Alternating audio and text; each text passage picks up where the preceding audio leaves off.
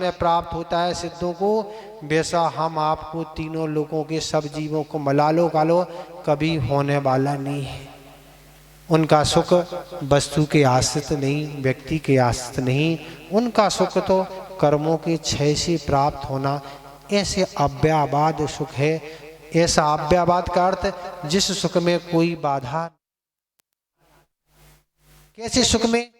आप गाड़ी में बैठे हुए जा रहे हैं, आपको कहीं यात्रा करना है और आपकी गाड़ी का एसी भी चालू है, टेप भी चालू है, आप अच्छे अच्छे गप्पे करते हुए यात्रा कर रहे, मजे से बैठे हुए, ड्राइवर चला रहा है, पर क्या हो गया? वह गाड़ी पंचर हो गई। फिर क्या हो गया? तो उनका सुख क्या है? बाधा रहित है, पर आपका सुख बाधा रहित नहीं है। बाधा आ गई, क्या हो गई?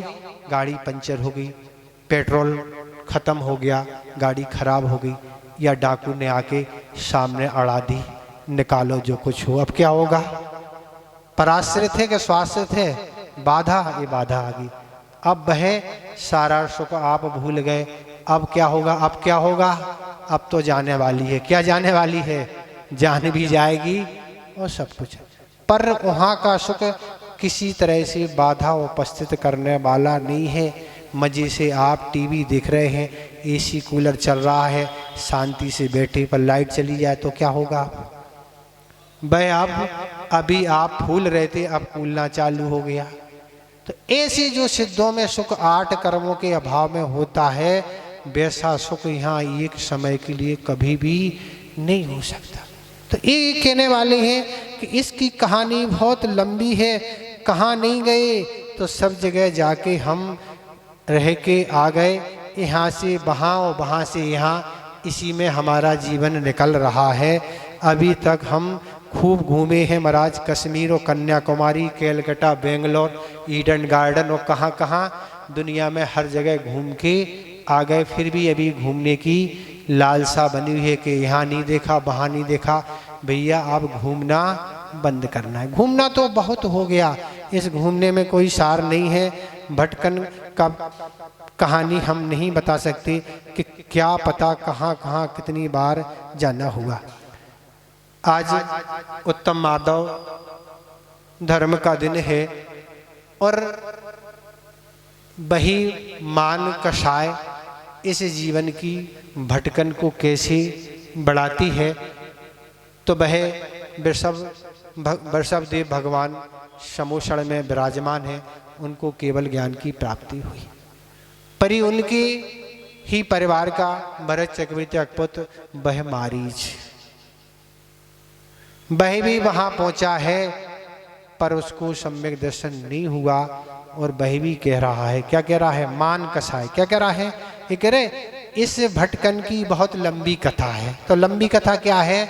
तो उसका चित्रण उसके जीवन से संबंधित है कि वह क्या कह रहा है, हम भी ऐसी तीर्थंकर जैसी विभूति बनाएंगे, हम भी, हमारा भी ऐसा ही समोषण लगेगा, हम भी तीर्थंकर को जो जो सारी वैभव मिलता है वो सब हमें प्राप्त होगा, हम भी ऐसे ही बैठेंगे सब कुछ। और वह मान कसाय की उसकी ऐसी तीव्रता थी कि उसने उस मान कसाय के कारण अनेक मतों का निर्माण कर दिया। इसलिए कि हम एक नया धर्म चलाएंगे, हम ऐसा करेंगे। उस मान कसाय के कारण ही क्या हुआ? सुबह महाराज ने इस प्रसंग को रखा था, पर क्या हुआ? 60,000 बार तो वेश्या बना। इस भटकन की लंबी कथा क्या है? 60,000 बार वेश्या बना, 60 लाख बार तो वह माता के गर्भ से असमय में मरण को प्राप्त हुआ। 60 लाख बार असमय में निकल ही नहीं पाया बाहर, एक भाव चला गया। 60 कितने बार? 60 लाख बार गर्भ से बाहर नहीं आया, वहीं मरण हो गया। वहीं मरण होके आयु का पूर्ण करके दूसरी आयु का उसने बंद कर लिया। 60 करोड़ बार तो वह गधा बना और 30 करोड़ बार तो कुत्ता बना, 60 लाख बार तो नपुंसक बना, 90 लाख बार धोबी बना, 8 करोड़ बार घोड़ा बना, 20 करोड़ बार बिल्ली बना, पूरा 1 कोड़ा कोड़ी सागर तक ऐसा वह भ्रमण करता रहा। केवल क्या है? मान कसाय। क्या है? नहीं, हम बड़े हैं। मान कसाय का अर्थ क्या है? अपने आगे सबको तुच्छ समझना, बस यही पूरा अर्थ है। हम में जो अकल है, हम में जो ज्ञान है, हमारे अंदर जो धन है, हमारे अंदर जो भी कुछ है, वो तुम्हारे अंदर तो कुछ है ही नहीं। तुम तो तुच्छ हो ना, क्या है तुम में? बस यही मान है। आचार्य ज्ञान सागर में यही कहा था कि अपने आगे दूसरे को तुच्छ समझना, तुम कुछ नहीं जानते हमारे आगे, ना तुम्हारे अंदर कुछ है, बस यही मान कसा है। और जहां अनंतानंदी मान आ गया तो क्या हो गया? बस क्या हो गया? कहीं भी जा सकती, कोई जाने में बात ही नहीं। आचार्य ने लिखा है ऐसे त्रियंच बनते हैं। कहाँ बनते हैं? खरगोश आदि ये सब मानी लोग बनते हैं, खरगोश आदि। तो इस तरह से कह रहे, इस भटकन की बहुत लंबी कथा है। एक इसकी कितनी सी बता रहे हैं, मारीच के इत्ते से महावीर के बीच में, और उसके बीच में क्या हो गया?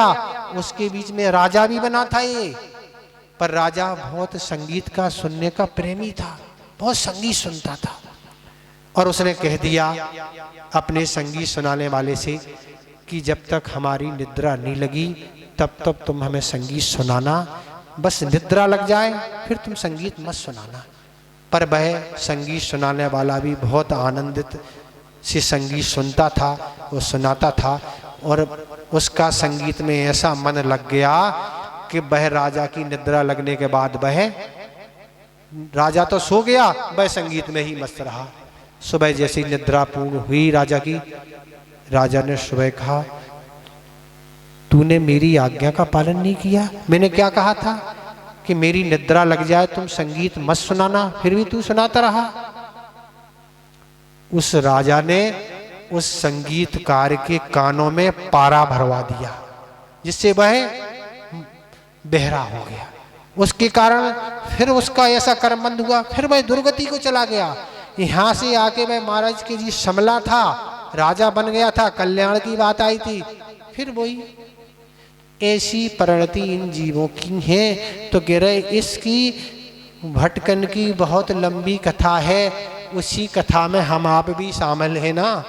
ऐसा नहीं हम कोई दूध के धुले हो, हम आप महाराज, हम तो ना गधा बने ना धोबी बने, धोबी और गधा और सब कुछ बन चुके हैं। और अभी भी अगर हमने इस संसार भ्रमण करने के लिए कोई उपाय नहीं किए तो फिर बनना है। वो तो चल रही है कथा, फिल्म तो चल रही, फिल्म तो 2.5-3 घंटे की होती है, ये फिल्म तो बहुत बड़ी फिल्म है। इस फिल्म की कोई समय सीमा नहीं है। फिल्म तो अभी सिद्धों की ही बंद हुई है, अपनी तो फिल्म भी बनना चालू है, बन भी रही है और चल भी रही है। तो कह रहे पे था मुनि कहीं कछु कहूँ, तो कह रहे तो भी जैसे पूर्व आचार्य ने कही है उसी के अनुसार मैं भी थोड़ी कहता हूँ। इसमें कह रहे दौलत राम जी, जैसी आचार्य ने कही है, हमने जो छेड़ाला बनाई है वो कोई अपनी तरफ से नहीं बनाई है। जैसे तीर्थंकर भगवान ने जो कहा है, गणधर परमेष्ठी ने उसकी व्याख्या की है आचार्य द्वारा, जो ग्रंथों की रचना की है, उन्होंने जो कहा है उसी में से हमने क्या है उस विषय को संक्षेप में ले लिया। प्रवचन सार में एक गाथा आती है, उसी की बहुरूप इसमें एक दोहे के रूप में रख दिया। तीसरी चौथी ढाल में आती है, कोटि वर्ष तप तपे ज्ञान बिन कर्म झरे जे ज्ञानी के चिन। ये प्रवचन सार की छाया है। तो ऐसे ऐसे इसमें जो विषय है छेढ़ाला में, वो अलग से कुछ नहीं, जो भी बड़े बड़े ग्रंथों में बात कही है उसी को संक्षेपीकरण इस छेढ़ाला में रखा है। तो कह रहे हैं जो आचार्य ने कही है उसी को मैं थोड़ी सी कहता हूँ। थोड़ी सी इसलिए कि ऐसा ना तो भगवान जैसा हमारे पास ज्ञान है, ना गणधर परमेश्वर जैसा छहुसम है, और ना बड़े बड़े आचार्य जैसा छहुसम है कि जैसा उन्होंने कहा है वैसा हम कह दें। हम नहीं कह सकते, इसलिए हम तो संक्षेप में कह देंगे। हमारे पास इतनी बुद्धि नहीं है, क्योंकि बड़े बड़े जो आचार्य ने रचना की उनके पास, हमने कल बताया था, कोई पेन कागज नहीं, और पत्तों पर भी लिख दिया, ताड़पत्र में लिखा। पर कुछ आचार्य तो ऐसे हुए जिनने मन में ही सारे ग्रंथ बना दिए, ना उन्हें पेन की जरूरत थी ना उन्हें कागज की जरूरत थी, कुछ नहीं, ऐसे महान आचार्यों का छेवसम था। बड़े बड़े ग्रंथ बैठे बैठे बस बना दिए, कहाँ, बस मन में ही बना दिए, ग्रंथ बन गया। ऐसी बुद्धि के धनी महान आचार्य होते हैं। इसलिए आज जो उत्तम मार्दव धर्म का दिन है कि हम कहें महाराज हम तो मान कसाय में तो ये आता है। अरे आप हमें आपको आता क्या है?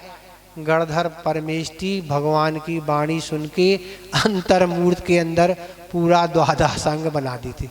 कितना अंतर्मूर्त, 48 मिनट के पहले पहले पूरा द्वादशांग बना दी थी। ऐसा उत्तर पुराण में उनका कथानक मिलता है कि गौतम स्वामी ने कहा बस अंतर्मूर्त में सब बना दिया। आज एक अंग भी नहीं है, एक अंग का ज्ञान नहीं है हमें, पूरे 12 अंग बना दिए ना। अंतर्मूर्त के ऐसे 11 के धनी होते हैं जो अंतर्मूर्त में पूरे द्वादशांग का पाठ कर देते। हम तो अभी अंतर्मूर्त में क्या कुछ नहीं कर पाएंगे। ऐसे ऐसे ज्ञान के पर उन्हें ज्ञान का मद नहीं होता। मद क्या करें? सुबह आपने प्रसंग बहुत सारे ज्ञान सागर महाराज के विषय में सुने होंगे। इस धरा पर तो उन जैसा ज्ञानी तो कोई अभी इतने काल में हमें सुनने में नहीं मिला। उनकी बुद्धि, अब उनकी बुद्धि के बारे में हम क्या कहें? जिन जिन लोगों ने देखा उनने यही बताया, हमने कभी उन्हें पुस्तक से पढ़ाते हुए नहीं देखा। अब बताओ आप, अपन पुस्तक से पढ़ना नहीं सीख पाते, वह बिना पुस्तक के पढ़ा देते। क्या पढ़ना तुम्हें? एक प्रसंग सुनने मिला कि कोई छात्र था और उसके कोर्स में कोई 2 पुस्तकें थी। वह महाराज के पास गया, महाराज जी ये हमें जो पुस्तक पढ़ना है हमारे कोर्स में है। उसने सोचा यूँ मना कर देंगे महाराज क्या पढ़ाएंगे, हाँ आ जाना कल पढ़ लेना, हाँ क्या पढ़ना ही पढ़ना, हाँ बैठो। पढ़ना चालू कर दिया तुरंत। वो देख के रह गया, क्या हम तो यही सोच रहे थे। अरे तुम्हारे सोचने से क्या होता भैया, उनका जीवन इसी ज्ञान दान में निकला है। ऐसे छेवसम के धनी हैं। तो ये कह रहे हैं ऐसे वह थोड़ी सी, हम कहते हैं दौलत राम जी कह रहे हमारे पास ज़्यादा बुद्धि नहीं है। अनंत काल निगोद मजार एक इंद्री तंधार भी तो इस प्राणी ने अनंत काल तो निगोद पर्याय में सिर्फ एक मात्र स्पर्श इंद्री का शरीर धारण करके व्यतीत किया है। तो इस प्राणी ने क्या है, सबकी कथा वही है अनंत काल। अनंत का अर्थ हमने कल बताया था, जिसमें से जितना चाहे व्यय करते जाओ पर वह कभी समाप्त नहीं होता। उसको अनंत, अनंत 3 प्रकार के होते, पर उत्कृष्टता से अनंत को यही लिया कि कितना भी आप उसमें से निकालते जाओ पर वह कभी खर्च नहीं होता। तो ऐसी इस प्राणी ने अनंत काल कहाँ किया? निगोद पर्याय में। निगोद किसे कहते हैं? जहाँ असंख्यात को भी, अनंत किसे कहते हैं? जहाँ असंख्यात को उल्लंघन करके वह अनंत कहलाता है। तो ऐसे असंख्यात से ज़्यादा वह होता है, वह केवल ज्ञान का विषय होता है। निगोद किसे कहते हैं? साधारण नाम कर्म के उदय से जीव निगोद शरीर वाले होते। नियत और नियत, गो माने भूमि, अर्थात एक ही क्षेत्र में अनंतानंत जीवों को दामाने देता है, वह निगोद है। जहाँ अनंत जीवों को एक साथ निवास रहता है। नित्य निगोद और इतर निगोद 2 होती है। नित्य निगोद किसे होते हैं? नित्य निगोद उसे बोलते हैं जहाँ से जीव क्या है, निकलते ही नहीं, वहीं रहते हैं। एक आचार्य मत के अनुसार वहाँ से निकलते नहीं, पर दूसरे आचार्य महाराज के अनुसार निकलते भी हैं। जैसे नित्य निगोद से ही भरत चक्रवर्ती के 9 से 23 जीव निकले थे आचार्य के अनुसार, इसलिए निकलते भी हैं। और एक आचार्य मत के अनुसार निकलते नहीं है। तो एक नित्य निगोद होता है जहाँ रहते हैं, दूसरा इतर निगोद होता है, वहाँ निकलते भी हैं और जाते भी हैं। इस तरह से जिसने चतुर्गति निरोध क्या कहते, तो जिन जीवित त्रस पार को पहले नहीं पाया अर्थात वे अनित्य निगोद कहलाते हैं। ऐसे देव नार की तिरंज मनुष्य में उत्पन्न होते हैं, फिर पुनः निगोद में वह प्रवेश करते हैं। तो कह रहे इस प्राणी ने अनंत काल निगोद में व्यतीत किया। केवल क्या है, स्पर्श इंद्री क्या है, एक ही इंद्री रही। कौन सी? स्पर्श। 4 इंद्री नहीं रही महाराज। क्या होगा 4 इंद्री? कान नहीं होंगे तो क्या होगा? कान नहीं होंगे तो हित की बात नहीं सुन सकते, और गीत संगीत जो आप भी सुनते हैं वह भी आप इस कर्णेंद्री के अभाव में नहीं सुन सकती। तो कर्णेंद्री उनके पास नहीं थी, आप कल्याण कहाँ से करें, वो मन भी नहीं था तो कल्याण की बात सुने कहाँ से, तो कल्याण वहाँ नहीं होता। और क्या है, वहाँ पर चक्षु इंद्री भी नहीं है जो हम अच्छे से अच्छे दृश्य, विहंगम दृश्य और अच्छे अच्छे सब चीज़ें देखते रहें, उनकी चक्षु इंद्री भी नहीं और घ्राण इंद्री भी नहीं। अच्छे अच्छे इत्र, परफ्यूम, पाउडर, तेल और सुगंधित सब सूंघते रहें, वह भी उनके पास नहीं है। और रसना में न फंसना, वो भी उनके अंदर नहीं है। अच्छे रसगुल्ले, पेड़े और सब कुछ खा सकें, वह उनकी भी क्या है, रसना इंद्री। इस तरह से चार इंद्री नहीं होते हुए सिर्फ एक स्पर्श इंद्री है, उसके माध्यम से जो करना सो करते चले जाओ। तो कह रहे हैं कि इस तरह से ये सब चीजें नहीं है। और ये निगूढ़ पर्याय में जन्म लेने वाले कौन से जीव होते हैं, तो उग्र मिथ्या दृष्टि होते हैं, वह जाके नरकों में उत्पन्न होते हैं। उग्र मतलब तीव्र मिथ्या दृष्टि, जो भगवान की वाणी पर विश्वास नहीं करते, उनकी आज्ञा का पालन नहीं करते, ऐसे उग्र मिथ्या दृष्टि जो होते हैं वह जाके इस निगूढ़ में जाके जन्म लेते हैं। और जो अत्यंत विषय आसक्त रहते हैं, जो रात दिन विषयों में आसक्त लगे हैं, जिन्हें धर्म से कोई मतलब नहीं, अच्छाई से कोई मतलब नहीं, बस पांच इंद्रिय के विषयों में ही जिनकी आसक्ति है। और क्या है, जो दुर्बुद्धि होते हैं, जिनकी बुद्धि खोटे ही कार्यों में लगती है, सुबह शाम वह धर्म के कामों में नहीं व्यतीत करके खोटे में लगे हैं। जैसे आज खोटी बुद्धि का साधन मोबाइल आ गया है, जहाँ भी आप दर्शन करो बस वही चालू रहता है। क्या है, बस वही सबसे बड़ी जिनवाणी और आगम है कि बस उसमें देखते रहो क्या आ रहा है, देखते भी रहो और बेचते रहो, बस यही काम है। इसी में दिमाग भी खराब हो रहा है, आंखें भी खराब हो रही हैं और आगामी जीवन भी खराब, वर्तमान का तो खराब हो रहा है और आगामी जीवन भी खराब हो रहा है। तो ऐसी निगोदों में ऐसे दुर्बुद्धि, खोटी बुद्धि जिनकी है, जो सुबह का काम उठ के अच्छे से माला फेरना चाहिए, स्तुति करना चाहिए, अभिषेक, पूजन, स्वाध्याय, आहार दान आदि करने चाहिए, वो तो नहीं, उसमें लगे खोटे कामों में लगे हैं। आप कोई चीज़ देखेंगे तो ये नियम है कि आपका मन उस तरह का होगा ही। खोटी चीज देखेंगे आपको करने का भाव होगा, भली आप कर पाए चाहे नहीं कर पाए, पर मन में आपके विचार आ गया, पाप का बंद हो गया। यहाँ तो मात्र भाव से ही बंद हो जाता है, भली हम दिव्य क्रिया करें या ना करें, यहाँ तो मात्र भाव करने से ही पुण्य और पाप का संचय हो जाता है। जिन शास्त्रों को नहीं मानते, ऐसे उपन्यास आगे पत्रिका इनमें लोग लगे रहते हैं, ये चीज़ें पढ़ते रहते हैं और वह दुराचारी हैं, ऐसे दुराचार करते हैं, तप नहीं करते हैं, चारित्र नहीं करते हैं, ऐसे जाके वह निगोद में जाके जन्म लेते हैं। ऐसी सारी स्थितियाँ घटित होती हैं। इस तरह यह आपका चौथा दोहा हो गया। इसमें आपको अगर कहीं कुछ पूछना तो आप पूछ सकते हैं। ठीक हो गया, आगे समझ में ये निगूढ़ की स्थिति है। आगे क्या कह रहे हैं, ये जीव निगूढ़ से निकलकर ये जीव निगूढ़ में रह के किस प्रकार के दुखों को उठाता है। ये तो अभी कोई दुख की बात नहीं आई, इस निगूढ़ में रह के क्या परेशानी उसी महाराज बहुत शांति से रहते होंगे, कोई साधन नहीं है, कुछ नहीं है, पर शांति है कि अशांति है, ये तो अभी आपको बताने वाले हैं। पांचवा श्लोक क्या कह रहे हैं, उच्चारण करें पांचवा। एक श्वास में 8-10 बार, एक श्वास में 8-10 बार, जन्म्यो जन्म्यो मर्यो भर्यो दुख भार, जन्मो मर्यो भर्यो दुख बार, निकसी भूमि जल पावक भयो, निकसी भूमि जल पावक भयो,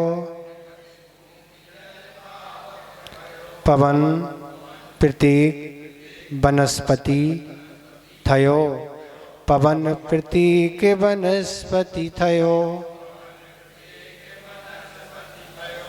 ठीक हो गया उच्चारण? कहीं कोई कठिनाई तो नहीं हो रही? क्या कह रहे हैं? एक श्वास में 8-10 बार जन्मो मरियो, दुख भार भरियो। कह रहे उस निगोद में इस जीव ने एक श्वास में 18 बार जन्म हुआ और 18 बार मरण के दुखों को इसने सहन किया। निकसी भूमि जल पावक, पवन प्रत्येक वनस्पति था, और वहाँ से निकलकर पृथ्वी कायक, जल कायक, अग्नि कायक, वायु कायक और प्रत्येक वनस्पति कायक जीव हुआ। तो इसमें कहने वाले हैं कि निगोद में क्या होता है?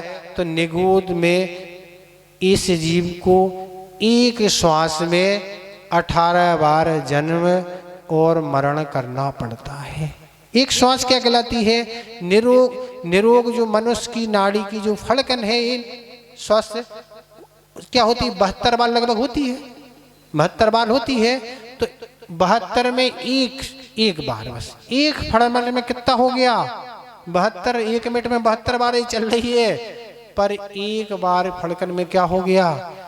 18 बार जन्म भी हो गया और मरण भी हो गया। ये वहाँ की स्थिति है। यहाँ तो आपको जन्म की खुशियाँ आप कैसे मनाते हैं?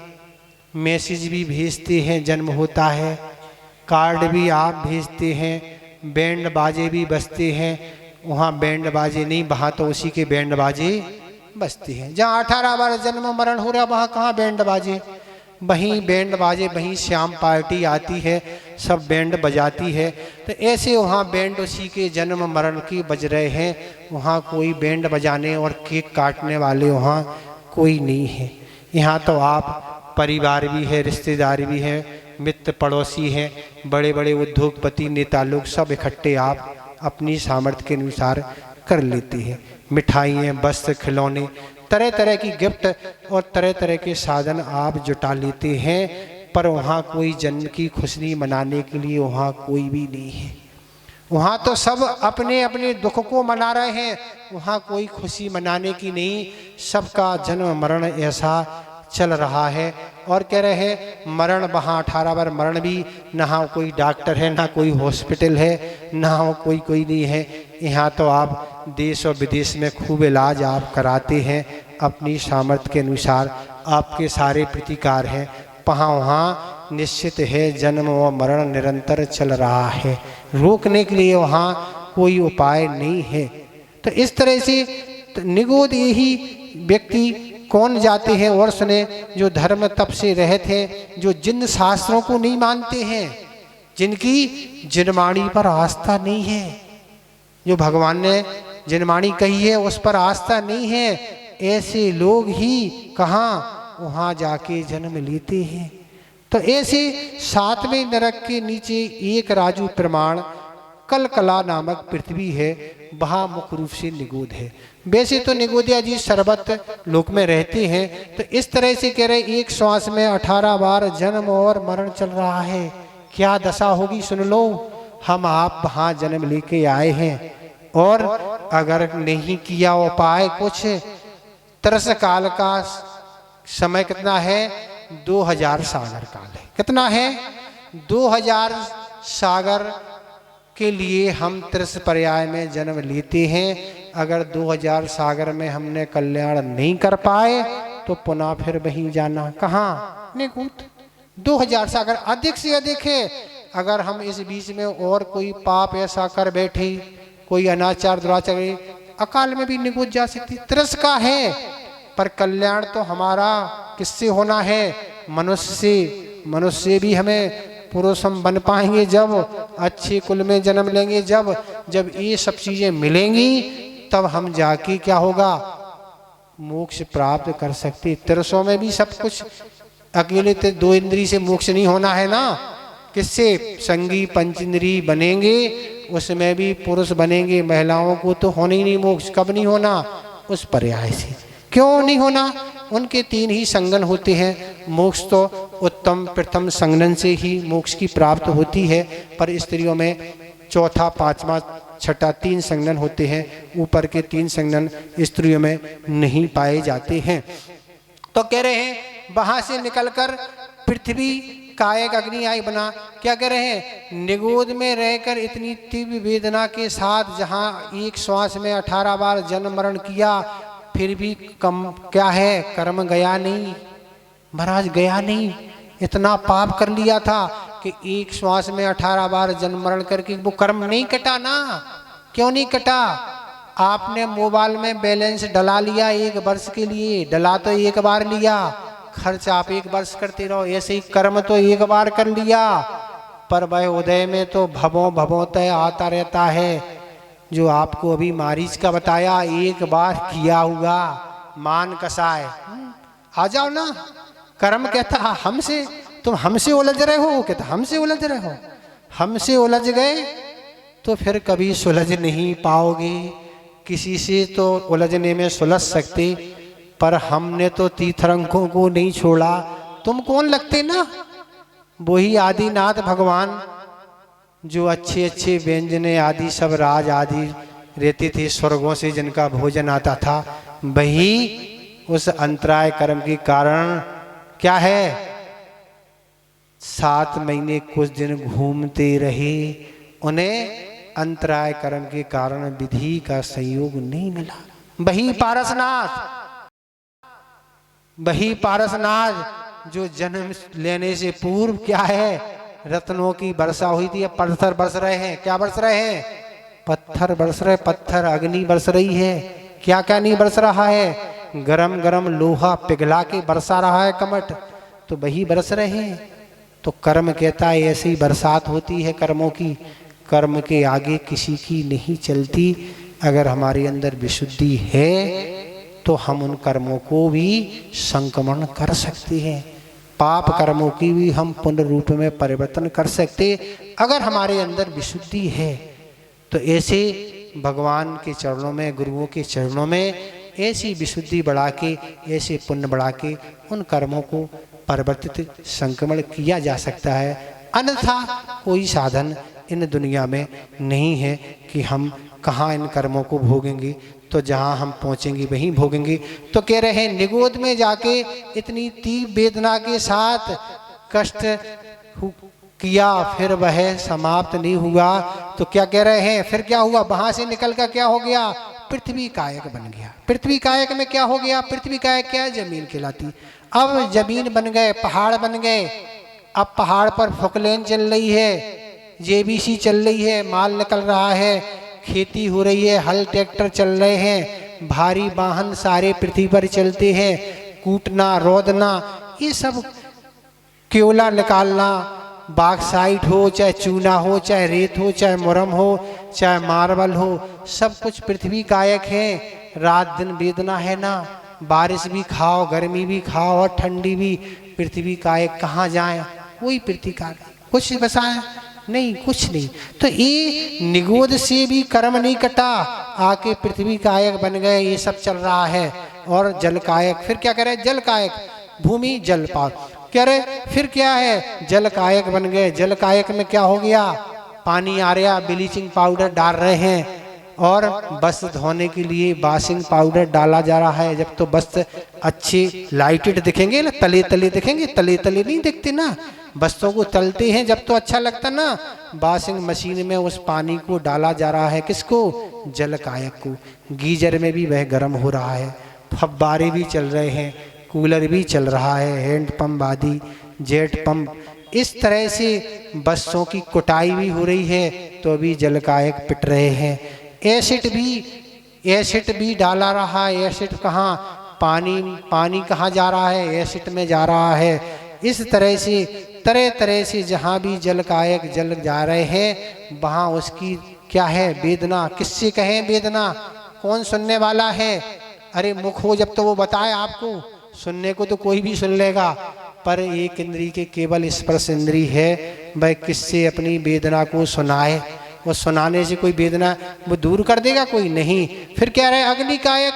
अग्नि कायक क्या है? चूल्हा है, बल्ब है, हीटर है, मरकरी, हेलोजन, फिर आदि जितने भी लाइट के अनेक साधन हैं, ऐसे जल अग्नि कायक जीव रात दिन अग्नि की भट्टी जल रही है, उसमें इस तरह से वेदना को वह प्राप्त हो रहे हैं। वायु कायक कूलर पंखा एसी तूफान आदि ये वायु कायक है। वनस्पति कायक तो ये तोड़ना कुचलना उबालना, सब्जी बन रही है, फल के पीस बना रहे हैं, चटनी बन रही है, ये किसकी? ये वनस्पति कायक की। पीसना छीलना काटना धूप गर्मी आदि सब कुछ ये वनस्पति कायक। ऐसे पांचों स्थावर कायक में वनस्पति को बचाने पर जोर क्यों दिया? क्योंकि इसमें अनंत जीव होते हैं। बाकी के स्थावर में तो असंख्यात असंख्यात होते हैं, पर इसमें अनंत होते हैं। तो ये साधारण वनस्पति कायक से तो निकल के आया, इसलिए कह रहे प्रत्येक वनस्पति हुआ, इसलिए प्रत्येक में एक शरीर का एक ही जीव स्वामी होता, उसको प्रत्येक वनस्पति। ऐसे है जीव की स्थिति है कि निगोद ये पाप ऐसे कर लिए कि निगोद में भी नहीं कटे और कहाँ हो गए? ऐसे पांचों स्थावर में जन्म हुआ जहाँ ऐसी ठुकाई पिटाई रात दिन चल रही है। तो ये अपन नहीं लगाएं कि इन निगोद से निकल के इनों में ही जन्म लेना पड़ेगा। चाहे पुरुषार्थ करें तो निगोद से सीधे आके मनुष्य भी बन सकते, जैसे कि भरत चक्रवर्ती के 9 से 30 पर निकलने वाले तो बहुत कम है ना। ऐसे नहीं निकलते हैं। कैसे निकलते हैं? जैसे भाड़ में आप चना आदि सिकवाने जाते हैं, एक आध दाना कहीं से निकल जाए, बाकी तो वो बंद करके रखते ही है ना। इसी तरह से अपन चाहे महाराज निकले आए, ऐसे नहीं। 6 माह 8 समय में 608 जीव ऐसे निकलते हैं। कितने हैं कोई पता नहीं, अनंत जी ऐसे जीव निकलने वाले एक अल्प होते हैं। कैसे निकलते हैं? तो जिनकी मंद लेस्या होती है, इस तरह से निगोद से निकलने वाले मंद लेस्या जिनकी होती है निकलते हैं। या तो फिर भी बुद्धि है, हम बुद्धिपूर्वक लेस्या आदि का प्रयोग कर सकते, पर वहाँ तो मन नहीं है, मंद है कि तीव्र है कि क्या है। ऐसे कौन सा पुरुषार्थ होता होगा जिससे वहाँ से वह जीव निकल पाती होगी।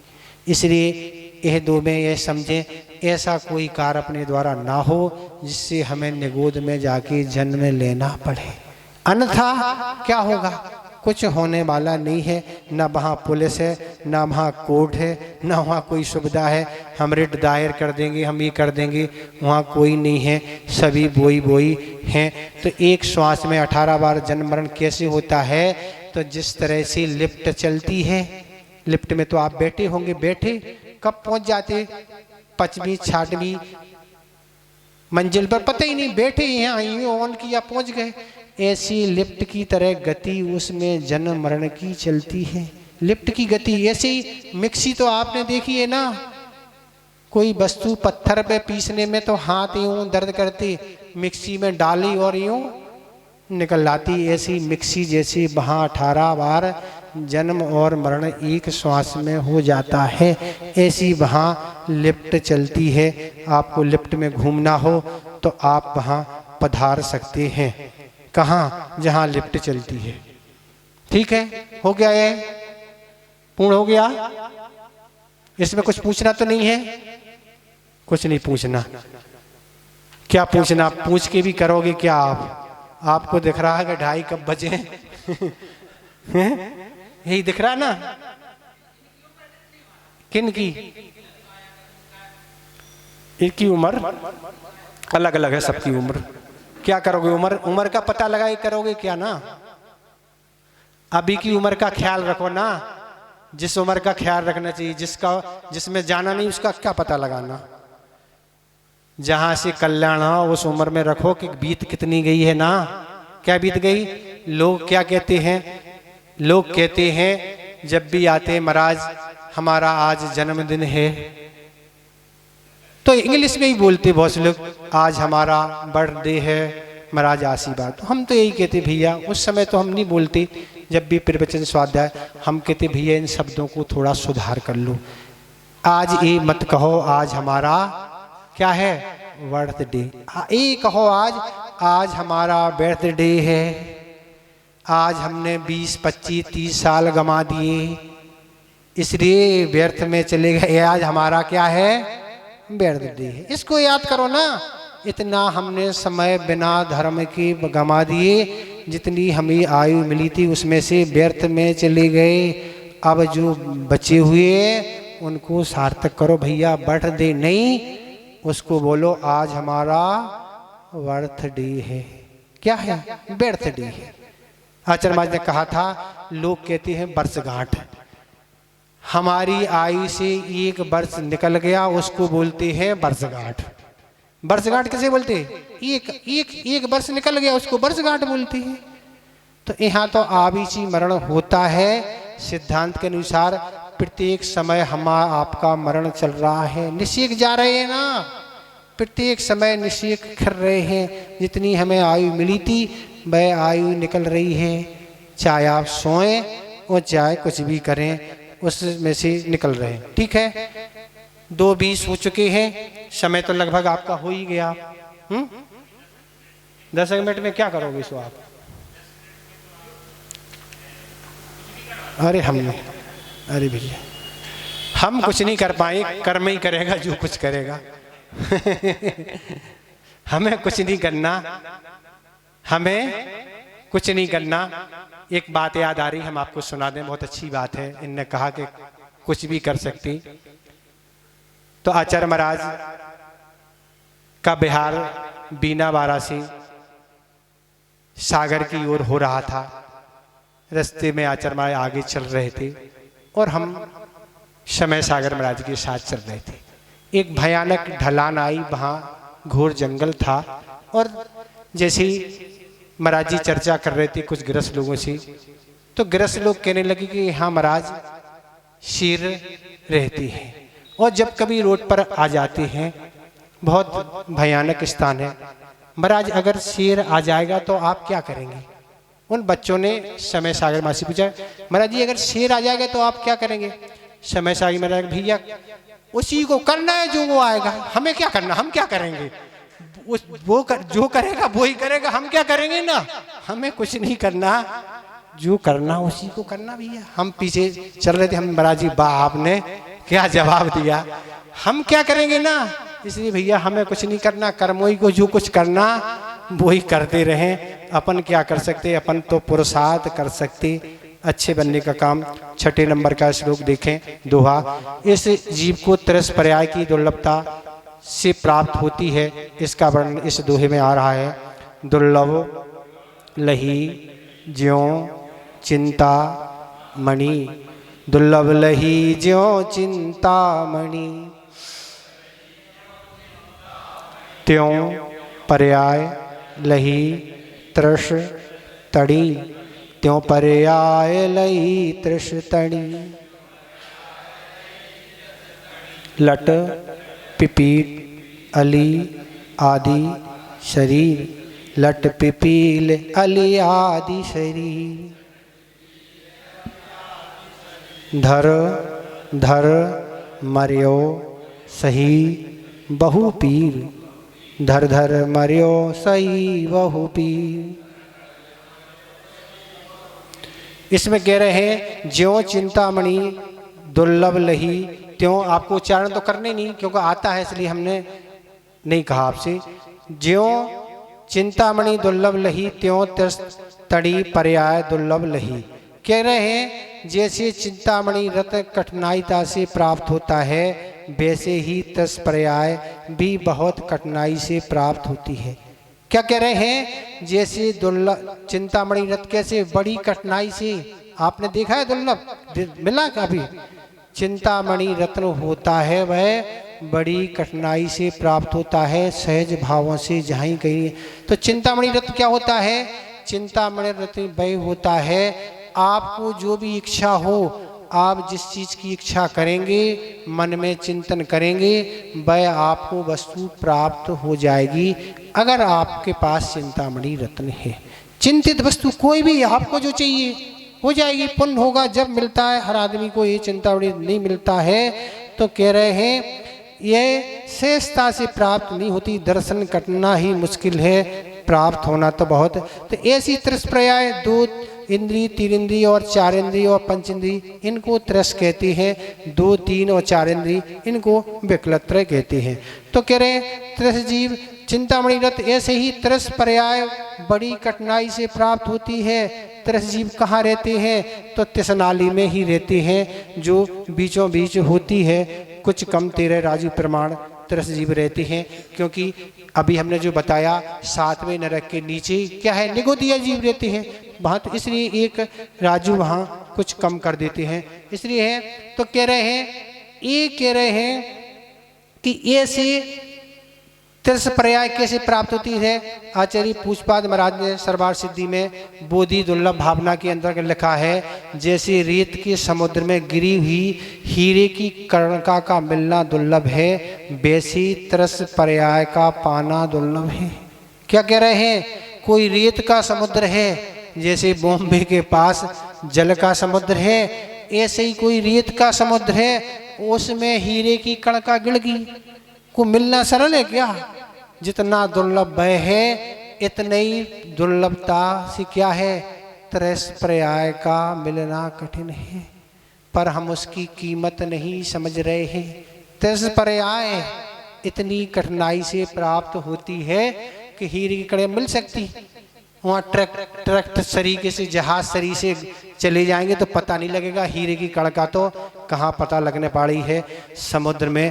तो इस तरह से कह रहे हैं, इस तरह से त्रस पर्याय का मिलना इतना दुर्लभ है, क्योंकि अनंतानंत जीव साधारण वनस्पति है, फिर पृथ्वी कायक, जल कायक, अग्नि कायक, ये सब असंख्यात असंख्यात है त्रस। अब ये इनकी बाहुलता है ना जीवों में, त्रस में तो और हैं, और जीव हैं। तो इस तरह से निगोद से निकलना कठिन है, फिर इस तरफ कायक में आ गए और पुण्य है तो फिर त्रस बन पाएंगे। और क्या कह रहे हैं, फिर क्या बना? त्रस मिल गए तो फिर क्या हो गया? लट पिपील अली आदि, और फिर क्या है? चीटी बन गए, लट बन गए। लट बन लो, लट क्या है? ये चावल आदि में होती है। अब लट भी बन गए, दवाई डाल दी, मरण हो गया, एक भाव चला गया। बन तो गए, लट डाल दी और दवाई आदि डाल देते हैं, और 2 इंद्रियां होती हैं। अब क्या कल्याण करेगा? ना मन है ना और है। 2 इंद्री की क्या है? बस 2 ही, स्पर्शन और रसना, 2 ही इंद्री है। बोल तो लेते हैं, इसलिए सिद्धांत ग्रंथ में आया 2 इंद्री बक्तारा, 2 इंद्री से बोलना चालू हो जाता है, 2 इंद्री से बोलते हैं। केकड़े आदि ये जो भी जीव होते हैं वो आवाज आदि करते होंगे। 3 इंद्री क्या है? 3 इंद्री में उत्पन्न हो गया लट पिप चीटी, तो ऐसे खटमल बन गए, जू दीमक बिच्छू आदि चीटी बन गए, पर खटमल बन गए, तखत में हो गए, कहीं हो गए, धूप में डाल रख दिया, मिट्टी तेल डाल दिया, मरण हो गया। दीमक आदि को साफ कर दिया, चीटी की ऐसे सम्मूषण जन्म होते बाहर निकल गए, सारा ढेर साफ हो गया, चला गया, एक भाव मरा। आए थे जैसे तैसे, फिर कहाँ उत्पन्न होंगे पता नहीं, ऐसे निकल जाते हैं। ऐसे लट चीटी भौरा, और भौरा भी बन गए, पर चौरंदी में मक्खी मच्छर पतंगा मधुमक्खी डांस मच्छर आदि ये बन गए, मधुमक्खी बन गए। अब आग लगा देते हैं, क्यों? शहद चाहिए, मरण हो गया। मकड़ी बन गए, जाला हटा दिया, मरण हो गया। मच्छर बन गए, ऑल आउट, और कछुआ छाप, तरह तरह की अगरबत्तियां क्या क्या आने लगी, लगा दिए, चले गए। तो ये सारी स्थिति पतंगा आदि अग्नि की लौ से समाप्त हो गया। भौरा बन गए, कमल की गंध में इतना आसक्त हो गया कि वहीं मरण हो गया। तो इस तरह से ये कह रहे हैं, इस तरह से विकास किया था, पर इनकी आयु तो अल्प रहती है और इनके पास कोई सुरक्षा के कोई उपाय नहीं है, इसलिए इनका मरण हो जाए। तिरस्कार पर्याय ऐसी चिंतामणि रत्न के समय कठिनाई से प्राप्त हुई थी, पर ऐसा जन्म हुआ जहाँ सुरक्षा का कोई उपाय नहीं था, कोई व्यवस्था नहीं थी कि हम कोई हमारा कुछ बचा ले।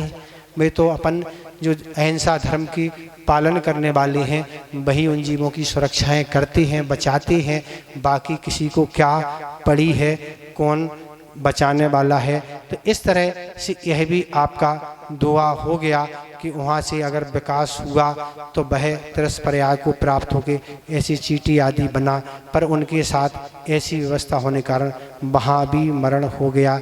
ऐसी चिंतामणि रत्न की समय से ऐसी कठिनाई से प्राप्त हो रही है। आप अब समझें, विचार करें कि हम कैसे तिरस बने हैं। सोचो, पर प्रत्येक समय हमारी आयु में से निकल रहे हैं और हम मस्त हैं महाराज। क्या है, ऐसे मस्त हैं जैसे हम इस पर्याय से हमारा मरण हो नहीं हो है। ऐसा है क्या? ऐसा तो नहीं है। इस तरह आपका 2:30 बज चुका है, ठीक है, और आपके 3 दोहे हो गए हैं, ठीक है। समझ में तो आ रहा कि नहीं? ज्यादा सरल तो नहीं है। ज्यादा सरल हो तो भी समझ में नहीं आता ना, लगता है तो पड़ी है ना। गधे जैसी स्थिति होती है। गधे वैसे तो भूखा रहता है, जब ज्यादा घास उगती है तो वो देख के ही परेशान हो जाता है कि अब कैसे खाएं ना। ऐसी स्थिति बन जाती ना। ज्यादा सरल से भी समझ, जो पढ़ा है क्या पढ़ना ना, ये तो सब समझ में आता है हमें ना। ऐसा तो नहीं। संस्मरण और सुनना। आचार्य महाराज अमरकंटक में विराजमान थे। बारिश काफी हो चुकी थी। एक दिन आचार्य महाराज सुबह सुबह जंगल जा रहे थे। उनके साथ कुछ महाराज भी थे। बाहर निकल के कुछ दूरी पर पहुंचे। पहुंचते हुए एक महाराज ने कहा आचार्य महाराज से, आचार्य महाराज, यहाँ का कितना सुंदर दृश्य है। पेड़ पौधे कितने सुंदर दिख रहे हैं और घास तो जिसमें अति सुंदर दिख रही है। कैसी चमक रही है घास। और इस सुंदरता को देखने के लिए जगह जगह से लोग अमरकंटक आते हैं अवलोकन करने के लिए, वृक्ष, पेड़ पौधों, घास का, और फोटोग्राफी आके करते हैं। कितना अच्छा दृश्य है। पर आचार्य महाराज तो आचार्य महाराज हैं। वे जवाब देने में कितने हाजिर जवाब, वो कितनी शिक्षाप्रद कल्याणप्रद बात को कहते हैं। आचार्य महाराज कहते, विचार करो, इन्हीं पेड़ पौधों में, घासों में हमने अपना अनंत काल व्यतीत किया है। क्या किया है? इन्हीं पेड़ पौधों में भी हमने अनंत काल जन्म लिया है और मरण किया है। एक श्वास में 8-10 बार। इसलिए ये नहीं कहो ये सुंदर दिख रही है, ये अच्छी दिख रही है, ये दिख रही है। ये विचार करो कि हम अपने महाव्रतों को हमने जो अंगीकार किया है उनको अच्छी निर्देश विधि से उनको पालन करो, बहुमान के साथ, आदर के साथ। ऐसा तप साधना करो जिससे हमें इन पेड़ पौधों में जन्म ना लेना पड़े। ये चिंतन करो ना। खूबसूरत लग रही है, ये लग रही है, ये आचार्य महाराज की चिंतन है। ये इस अपने दोहे के संदर्भ में ही संस्मरण है। इसलिए विचार करने का समय है कि इसलिए हमें इस निगोद के योग कार्य नहीं करना पड़े। हम अपने आगामी जीवन को अच्छा बनाएं तो अच्छी है, नहीं तो कुछ होने वाला नहीं है। आयु एक बार बंद हो गई फिर उसमें कोई परिवर्तन नहीं होता है। ये तो सिद्धांत ही है। चारों आयु में किसी भी आयु का बंद हो गया, चाहे त्रिंच का, चाहे देव का, चाहे मनुष्यों का, चाहे नारकों का, जाना ही पड़ेगा। कोई परिवर्तन दुनिया की कोई ताकत कुछ भी नहीं कर सकती। इसलिए ऐसे आयु का बंद ना हो, ऐसे पाप कर्मों का बंद ना हो जिससे हमें ऐसे जीवों में जन्म लेके वहाँ दुखों का सामना करना पड़े। इतने ही हम पर्याप्त समझते हैं, ठीक है। बोधि समाधि परिणाम शुद्धि स्वात्मोत लब्धि शिव शोक सिद्धि चिंतामणिम चिंतित वस्तु दाने त्वं वंदे मानस ममासुरे।